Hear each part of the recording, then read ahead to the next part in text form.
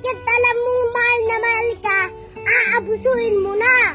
Hindi porket pinapalagpas at pinapatawad ka sa mga kalokohan mo, isasagarin mo pa. Tandaan mo, tay, kahit gaano kahaba yung pasensya ng tao, may hangganan yan. Kahit gaano kakamahal ng isang tao, napapagod rin yan.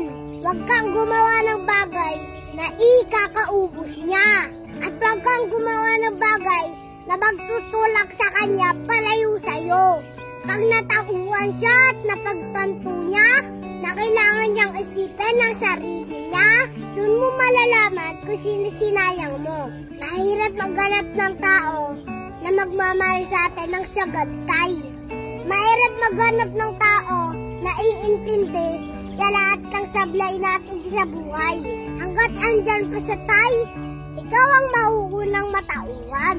Ikaw ang magbago, ikaw yung mag-adjust. Suklihan mo lahat ng pag-iintindi at sakripisyo na para sa iyo at para sa relasyon nyo. Dahil pag nagbago ang takbo ng sitwasyon, di na lang sa iyo iikot ang mundo niya.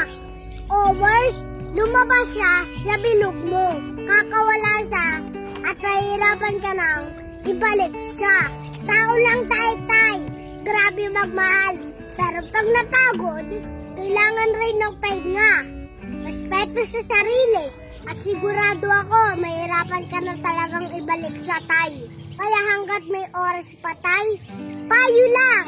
Huwag mo hayaan na mawala ang pagmamahal niya sa'yo. Gawin mo yung lahat para siya manatili.